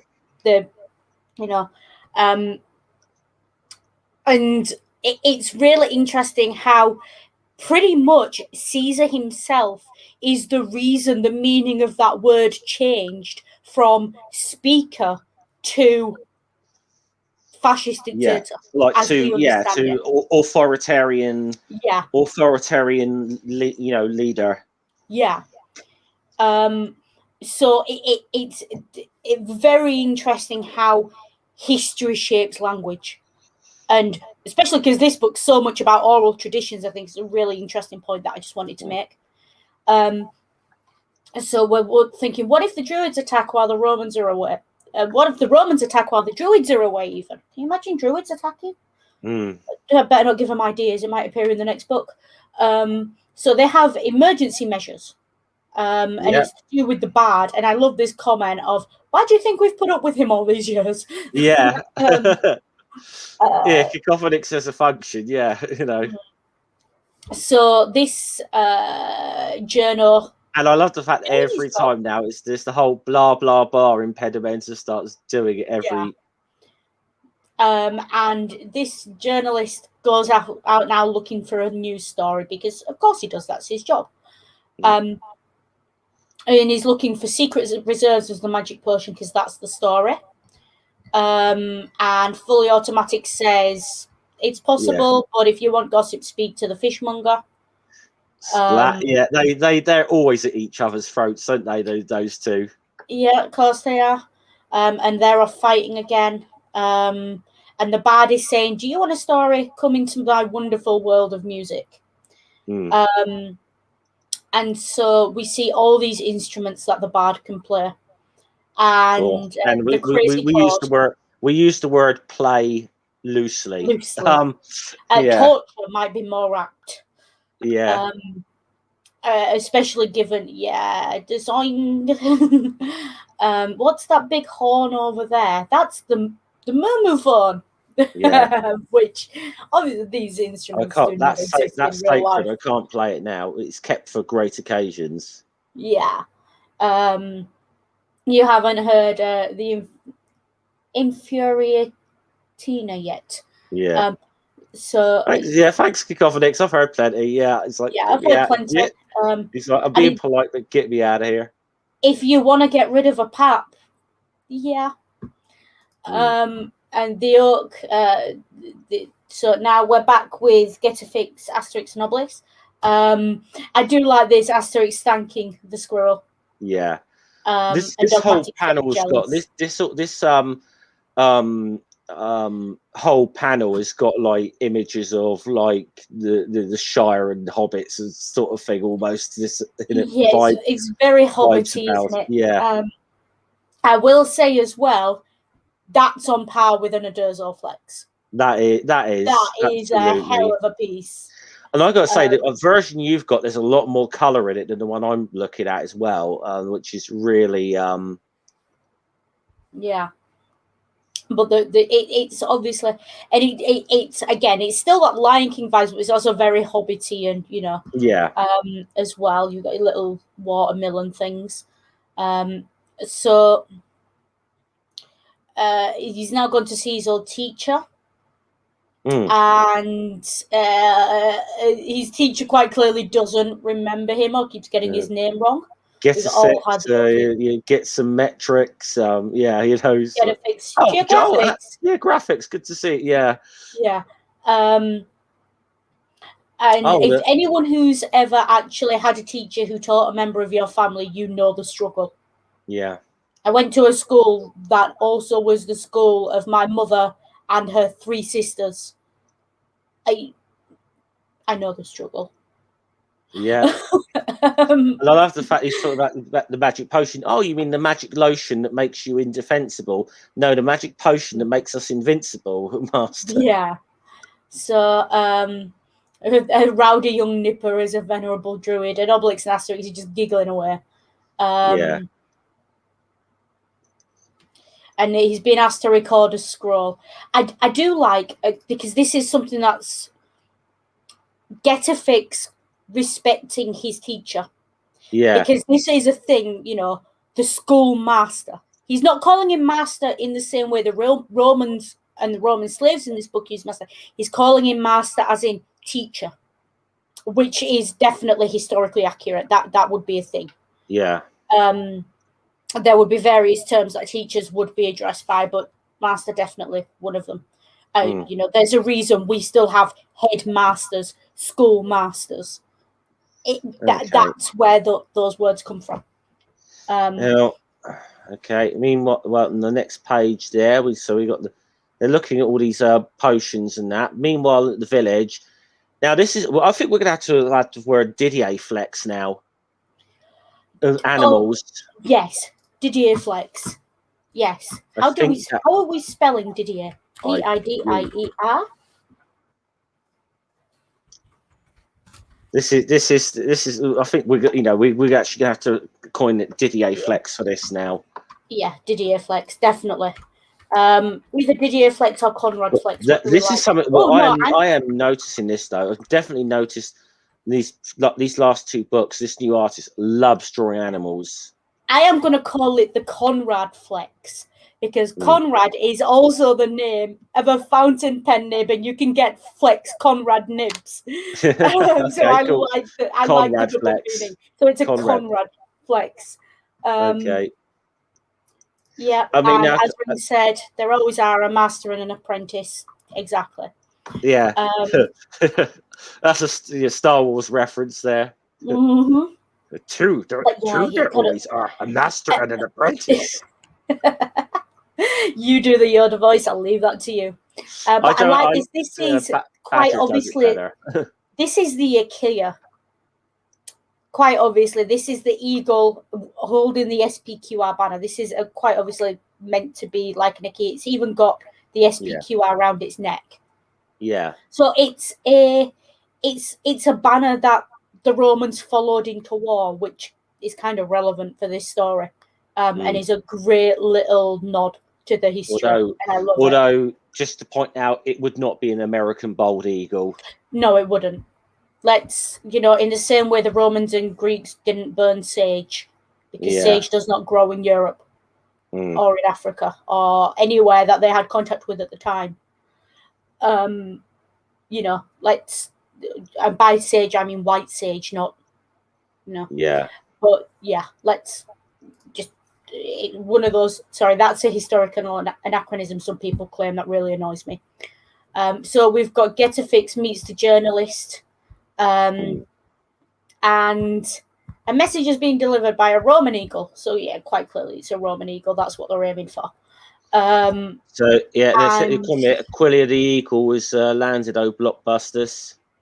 Yeah, Aquila the eagle has landed. So Eagle the eagle has landed. Yeah. Which is just fun. It's a nice little way of teaching people a term and what it means. Meet us at Satire for talk, signed Julius Caesar. And geriatrics is confused. Which vital statistics? Like, it's a trap. Yeah. Don't do it. And the journalist is just like, no, go. I'll get a scoop. I'll get to see this basically great political meeting. I will say this is not exactly how Julian Assange was caught. Should we say arrested rather? But no, but they tried. This is almost a reference to Assange again, isn't it? So it is a bit of a giving interviews and things. from let's not go into it again. So the invitation was there. And it didn't occur to him to give my magic potion is only for villains. She's blah blah blah. So She is henpecking the hell out of vital statistics in this one. Yeah. So I do like how she's right. She's right. She's got a point. And I do like how then the journalist is thinking in headlines. In Times New Roman as well, which is just fun. And he clearly wants his byline. The Roman camp looked deserted. Well, look behind you. Yes, not so much so. Yeah, meanwhile, Getrix goes on reading the scroll. And Obelix and Asterix listening to the story. But the bulk of their forces includes a fat warrior with red braids. Bulk fat. Who's he calling fat? And honestly, Caesar. Honestly, Caesar will write anything. And Asterix just like, oh. Which, yeah. Although Dogmatic's defending Obelix there, which is nice. And now we have Obelix, keep it down, you're disturbing. Anyone who's trying to study knows that. And the Romans are still listening in. And they've got one pigeon left. So off they go. Do you remember the days of text packages and packages where you tried to spread out your data to the end of the month till it renewed on your text messages? Yeah, exactly. I forgot to add the attachment. Oh no. We've all done that too. So then they're going through some of the obviously some of the stories there, like them in Corsica and so on. Yeah. And so Obelix been thinking going easy on the boars leaves you in a state of conflict, and my horoscope told you to avoid conflict, so you mustn't go easy on the boars. Horoscopes are contradictory. Yes. They are cold reading. That's a great little, I like that. Also like the fact that Dogmatics was sleeping on Obelix's belly. That's just cute. Anyone who's owned a small animal will tell you that. And that's Obelix's spirits are just immediately lifted by this. Yeah. So he's going off to hunt boar. And they're playing at Pigeons again. And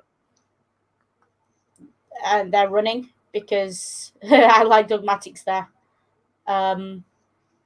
Growling at them. Yeah.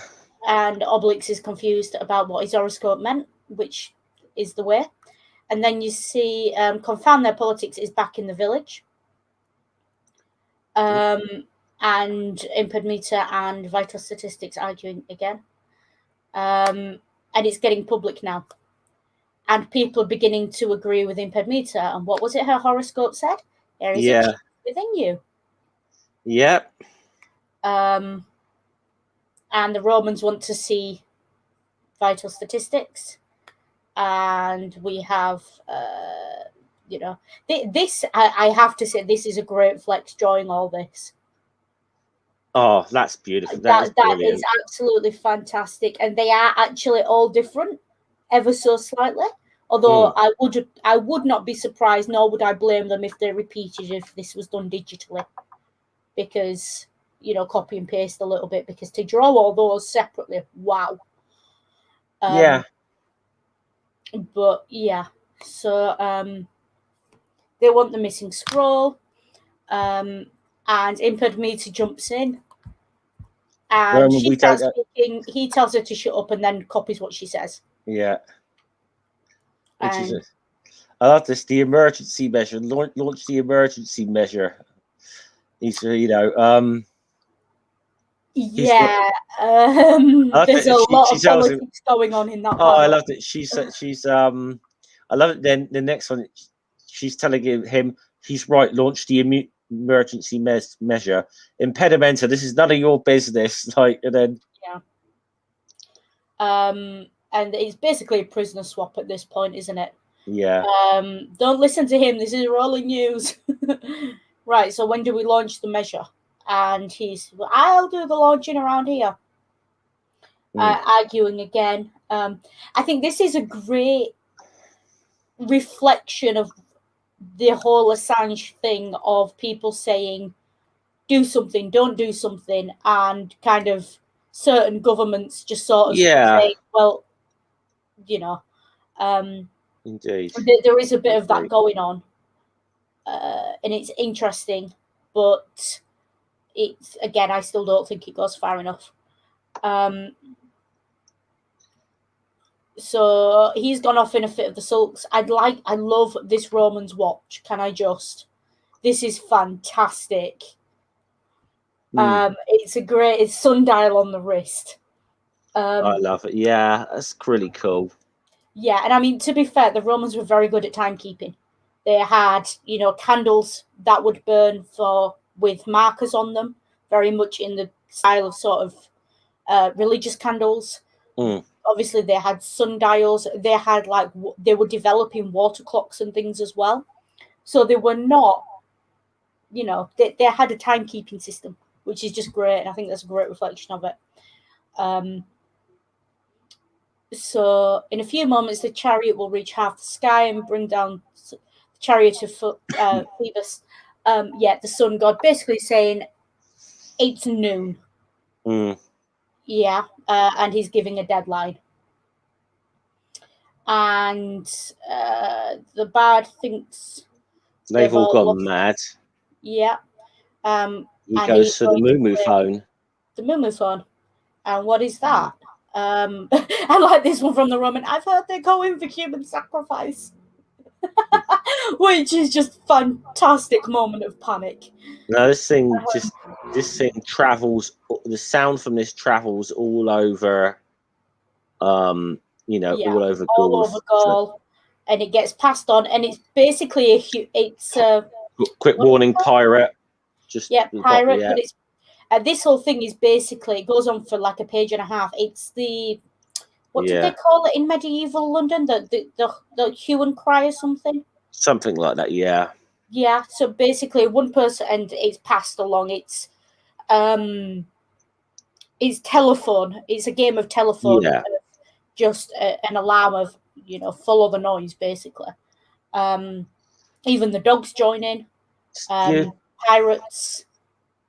I like the joke there. I'm going to show it because it's the joke about the sirens singing. Ignore them; they're always trying to entice us. Yeah, nice Odysseus joke there. To be honest, we've shown enough racist art in this today that I think one more panel isn't going to hurt at this point. We've been through it a number of times. Talked about it.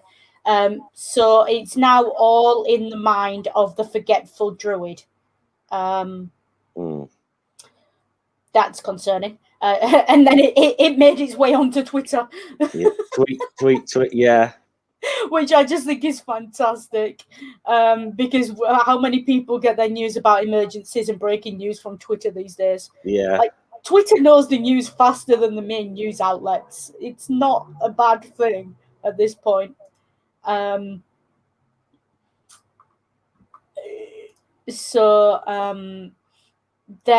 have to cover a distance, and this is where all the prototypes of druids' potions are kept. So he basically keeps all his old students' dissertations and final projects, is what's going on here. And stop the magic potion, after infusing for so many years, its effect should be devastating. So basically, it's brewed. It's stewed. Obelix wants a taste, but we know that's not going to happen. Getafix takes some. So does Asterix, but not Obelix, because Getafix says no. He's been told enough times by now. Well, we know what happened to him last time he drank it. Yeah, he should know better by now. Yeah. And off they go, and they're so fast.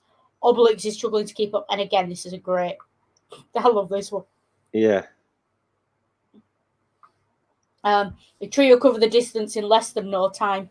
And Obelix struggling to keep up. They're going so fast the Romans get blown out of the way. And this one, the sword will fall. This is quite clearly a Damocles sword joke of, sword hanging over you kind of thing. And Asterix Cooey, we've pulled off a coup d'etat. Yeah. Pun. There we go. Classic Asterix puns. Yeah. He wants to scroll. I'm going to point out the word barbarian basically meant anyone who wasn't a Roman. Yeah. It is used as an insult here, quite obviously, but it did basically just mean anyone who wasn't a Roman. There's no racial connotation in ancient Rome to it as such. No. Despite how it went on. Set the newsmonger free. And so they want their information to set the newsmonger free. Again, if only life was that simple, huh? So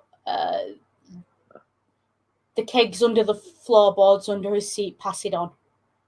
And then I like the whole I love the whole, like, why did you give you a signal after you're the chief? And I love the way he talks around to his wife. So there, Yeah. And this is, literally a game of telephone throughout the village. And the potion is under the floor of all things. What? The seat? What? It's a code, they're saying. And they found the keg, and the Romans want to sound the retreat, but he wants the scroll. And now the journalist wants his scroll back.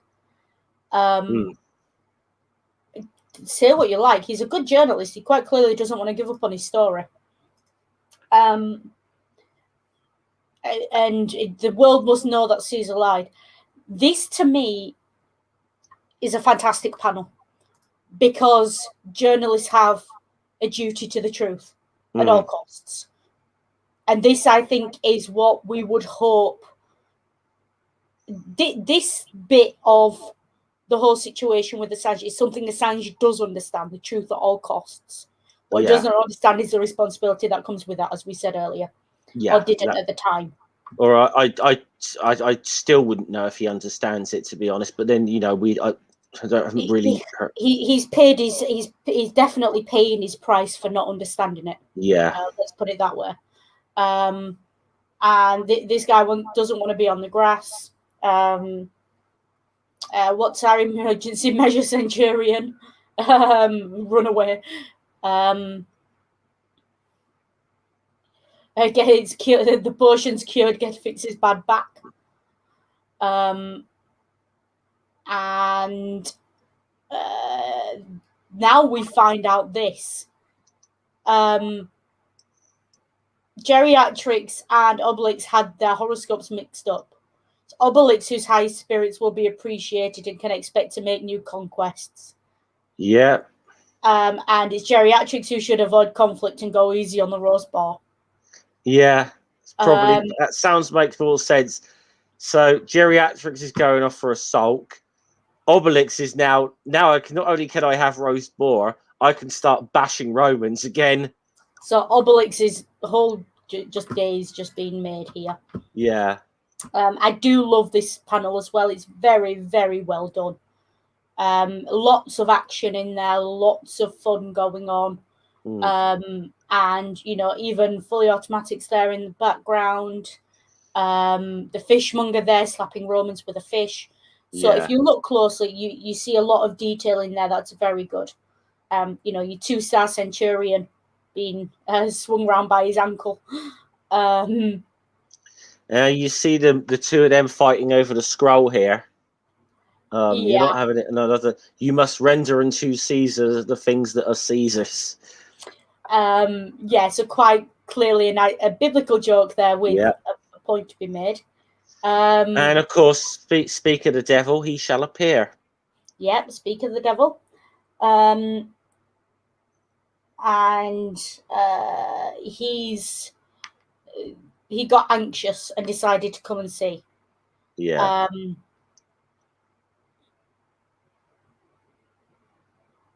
Your carelessness could have made him a laughingstock, which is true. Yeah. I do like the little touch here of Caesar's saddle being leopard skin. Just a little touch of showing that he's quite clearly, got connections all around the world. So for Gauls, only the spoken word counts. And he's just like, promise not to prosecute any more Gaulish newsmongers and you can have your scroll back.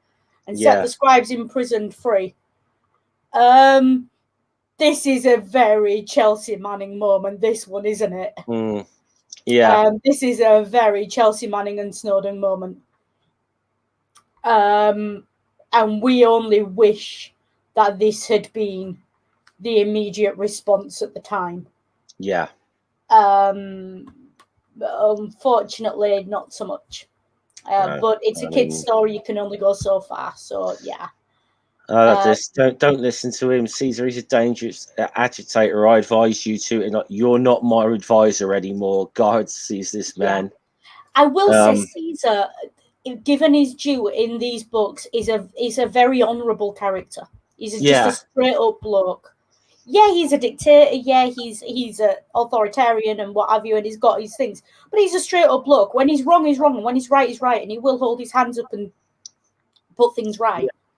And and the thing is that Asterix and Obelix have ended up doing things that have been that have worked in Julius Caesar's favor before. Like they because a few of these Roman enemies of theirs in the books also have had ideas of, shall we say, replacing Caesar themselves. Yeah. And Caesar is man enough to recognize when people help him or when he's kind of like he might begrudgingly do it, but he will make good on that. He will honor the fact that they've done that for him. And the reason I say that is, you look at this one and he says, he promises you have the word of Caesar. The word of Caesar in these books actually means something. Yeah. It is actually something I think as a reader you can look at and go, yeah, that's going to happen. Like, he might go back on it later, or he might try and use it to his advantage later. But if he says he's going to do something, he does it. And I think that's something you can probably say about the real Caesar to an extent of, if he says he's going to do something publicly, he will do it. Now, what he got up to in private and what other shenanigans were going on in the background, it's politics. It's Roman politics. But yeah, he's as good as his word in public, at least. I like the fact now Vital Statistics hands him a little souvenir. It says, "It's my own commentaries on our war with you." Then, you can add them to like this. You can add this to your book as an erratum if you like. Yeah. Great. I corrected your story for you. And I like this now. Impermeter and Vital Statistics making up, kissing and making up, quite literally. I do like this Chiefy Pie. And she's like, kiss, little Chiefy Pie, kiss. It's I love the cute. Now now the Blockbusters is getting dragged away. Obviously, you think he's going to be having a trip to the circus, I think, before long. Yeah. But I love the fact he's trying to now sell Caesar. I've got a great idea. So how about your love letters to Cleopatra? I see a huge 100 recipes for laurel wreaths. Yeah. And then soon afterwards, sir, a pigeon. Caesar's on his way. Like, no shit. News is late.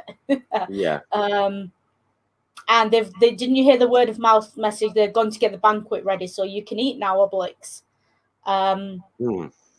So this is. I'm going to say there's a slight change with the banquet page at the end.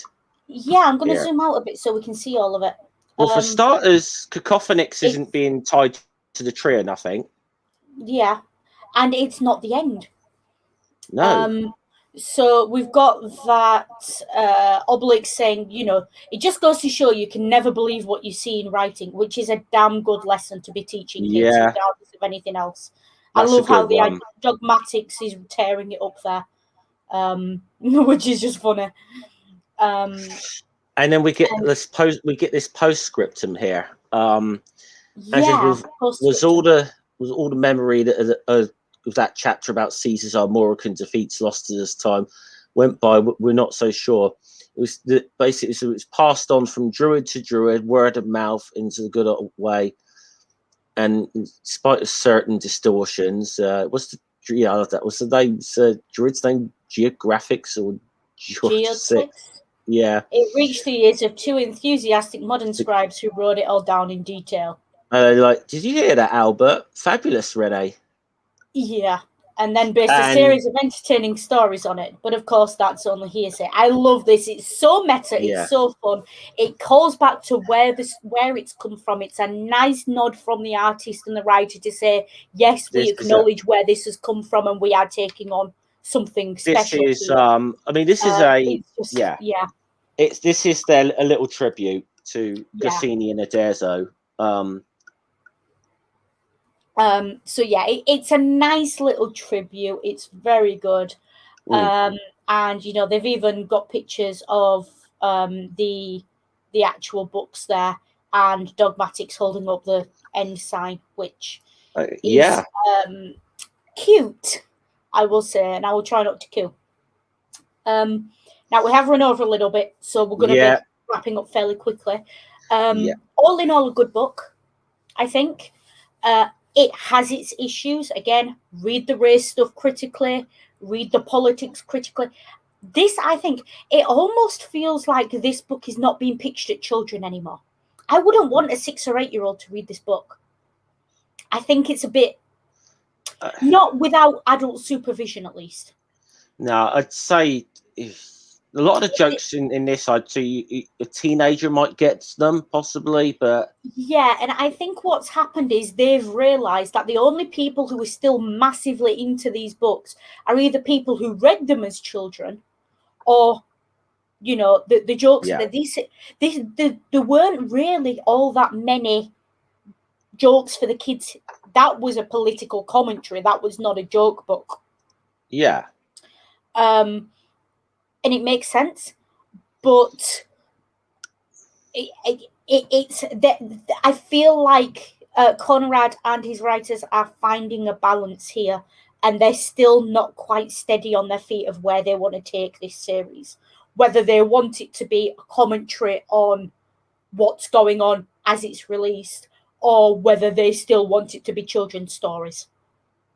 And they've definitely made it a bit more for advanced readers. So if you've got kids, I would say for this one, definitely wait until they're at least, I would say, 10, 11 years old, even for an advanced reader, because you've got a lot of politics involved there and a lot of history to cover. And I would not feel comfortable, even, we lived through this era, and I would not feel comfortable sitting down with a kid and reading this book without going to read the Wikipedia pages on Assange, Manning, on WikiLeaks and what happened there first. So I at least had something I could tell this kid and explain. I mean, I guess on the whole, despite what was obviously a big letdown, which we talked about at great length at the beginning, and it's the one thing I just think needs to go away in these books. Is those racist cartoons of black people? They need to fucking go away in these books. Yeah. And like I said, this is 2015. This was published. There's no excuse for that now. That needs to go away. And that was really other than that. That was about the one thing that was a real letdown about this book to me. But other than that, I quite liked this one. Yeah, it's a nice classic Asterix story again. I think they missed a trick on not commenting more on the dangers of censorship. But that's a personal beef, and that's because of my politics, why I think that. And I know that that's my bias. And I state that, that's my disclaimer of I'm biased. I want kids to be told that, censorship is bad. And that message kind of comes through in that it came down through oral tradition instead, which we know oral tradition is how you bypass that thing of... and to the Victor Gold, the history books. Yeah. But it could have been a bit more explicit, and a commentary could have been made more than just one random Latin quotation. Although definitely, if you're going to sit down with a kid and read this book, have a conversation about that Latin quotation and what it means and what it stands for. You might also want to take that Latin quotation and lead into a question of, well, who watches the Watchers?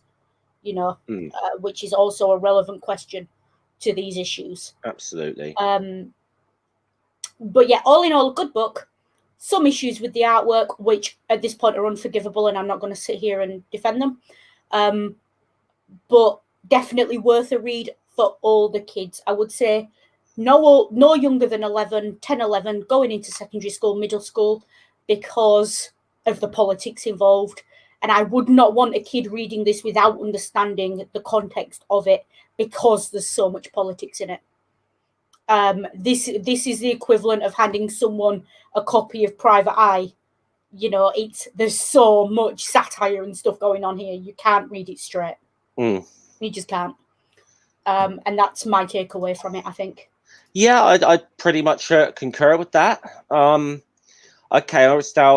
we have gone slightly into Ring's time. So we will be over there shortly for Media Musings. And I said, in a way, this is a lot of what we talked about here is going to be, you know, talked about in depth around censorship in media, and corporate censorship. So I think there's it should be an interesting conversation, I think.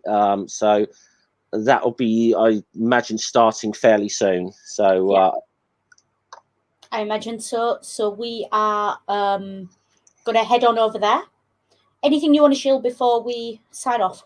Okay, I'm thinking possibly this week, as I'm off, at some point, maybe Thursday, I may bring back the wacky world of Twitter for an afternoon.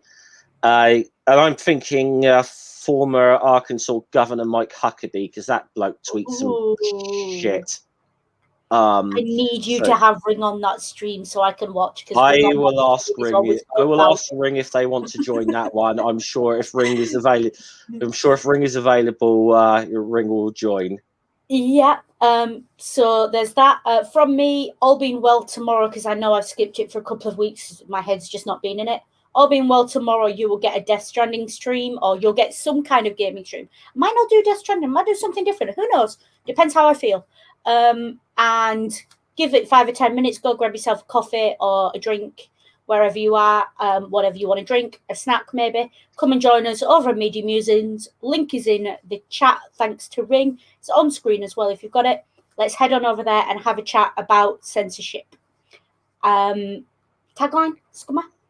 See you later, guys. Salute. And as always from me, take care, be good. And if you can't be good, remember, use your noodle.